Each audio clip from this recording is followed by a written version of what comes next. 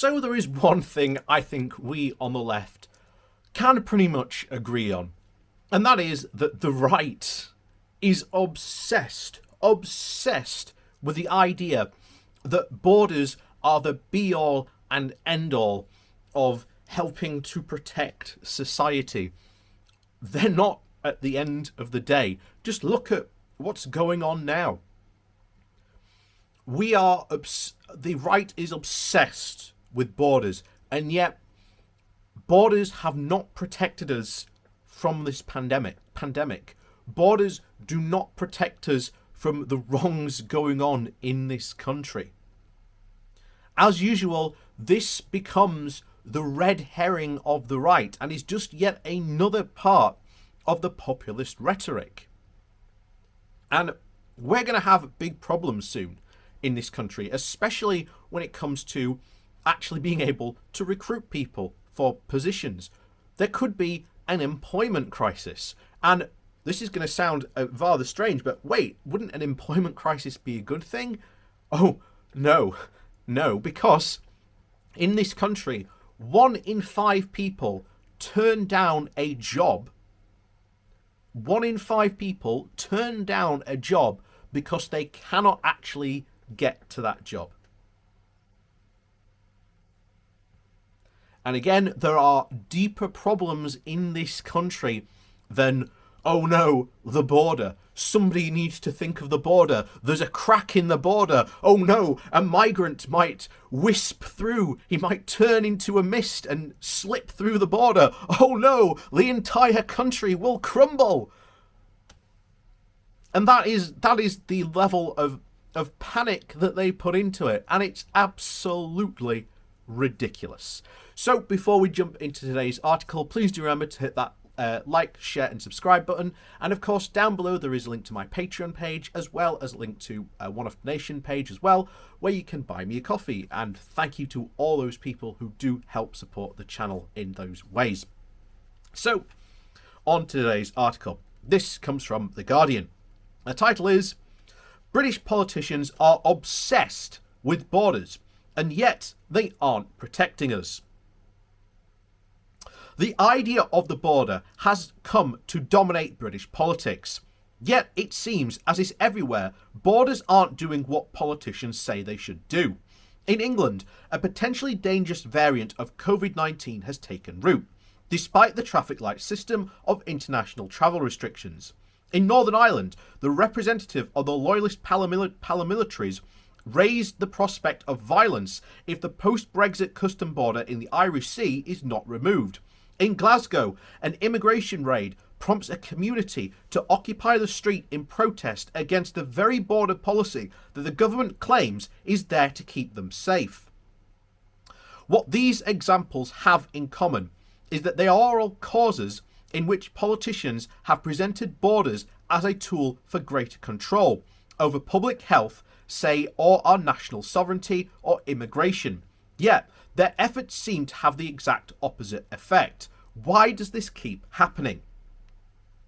Often we talk about borders as if they are a fact of life, a natural dividing line between peoples and states, or as if they can be, as if a mere technical arrangements that can safely sanction off the wider politics.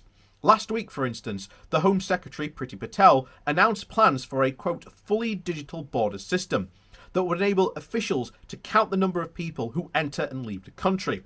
Under this new system, immigration will be, quote, simpler and fairer for people who come to the UK legally, allowing the government to have to be even tougher on people who are here without official permission. Patel might be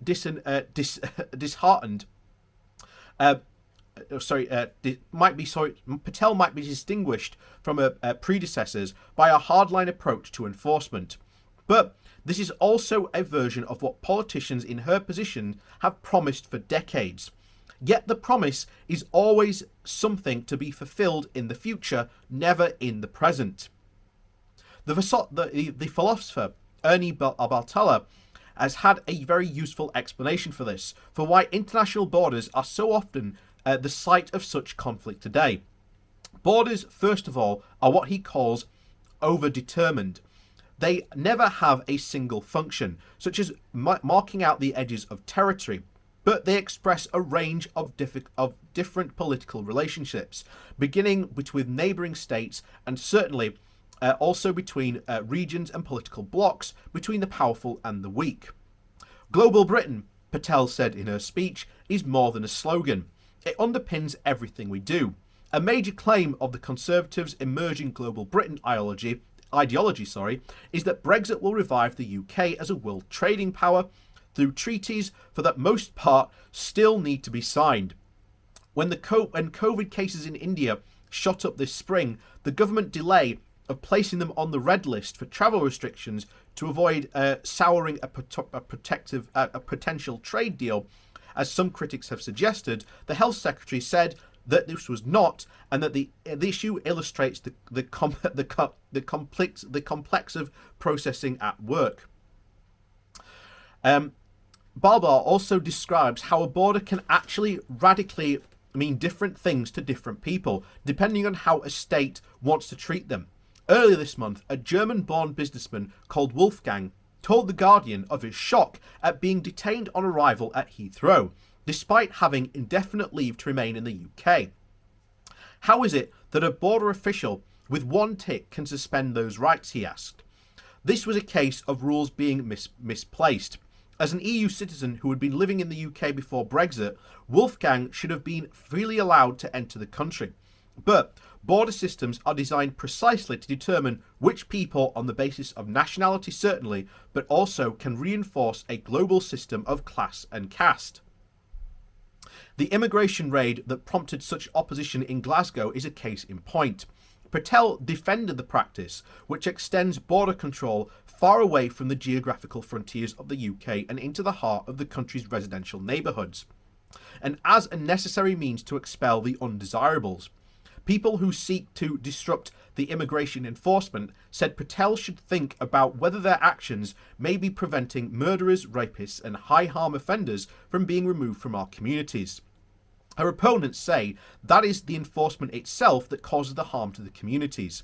The heavy police presence in Glasgow said that Vanman, an activist lying under the immigration enforcement van for almost 8 hours to stop it driving off, just goes to show how these hostile environment policies start off criminalising migrants but quickly turn on anyone else who stands in the government's way. At the root of the matter, says Balbiar, there is a fundamental conflict in the tasks and borders they are expected to perform. Borders might be a set of legal and technological measures that aim to filter people or goods, or anything else whose movement might state or wish to regulate. But they also play an important ideological function. They exist to reinforce the sense of shared national identity and the continuing among citizens of a state. And the first set of priorities can often come into conflict with the latter. Enthusiasts for Brexit, for instance, may well argue that the erosion of the UK borders during its membership of the EU was responsible for the nationalist backlash. Yet, the situation in Northern Ireland is now not only the most alarming example of how imposing border controls can expose division amongst the inhabitants of a state, rather than actually help to smooth them over. We often talk about borders in terms of what they mean for outsiders, for the people and the things that are excluded or welcomed. But the way a country chooses to police its borders will tell you the most about its political priorities for the people who run the country. And if our priority really is global Britain, then what should we be asking ourselves is this: who will that actually benefit and who will actually lose out? So I completely agree there.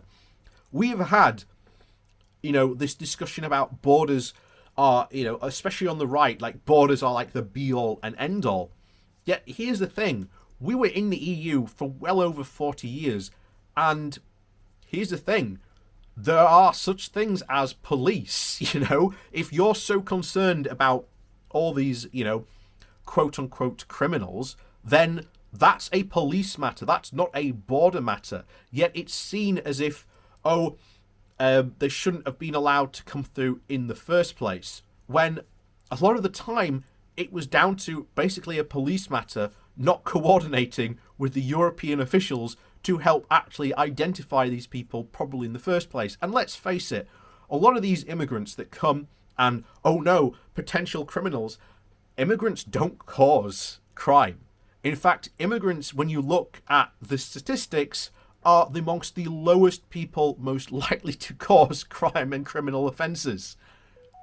Shocking, I know, but it turns out the British people, us, are far more likely to cause a crime than someone who is an immigrant. I know that's shocking to hear, but that's the case.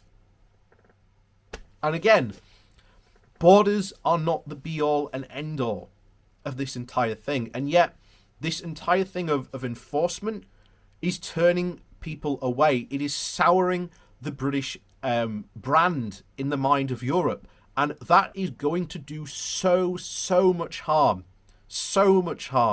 to us further down the line. And all it's going to take is, well, if you're being that cruel to our citizens, well, guess what? All Spain has to do is turn around and just go, okay, we're going to do the exact same back to you. And oh my, wouldn't that cause such a furore on the front pages of the Daily Mail, the Sun, and etc. Yeah, the Brexit Post would have an absolute field day if that happened, but hey, that's what happens when you become a third country, which again, we warned about continuously. And like I say, if you treat other people coming in the country this way, then why shouldn't other countries treat you exactly the same way? So, as always, thanks for watching.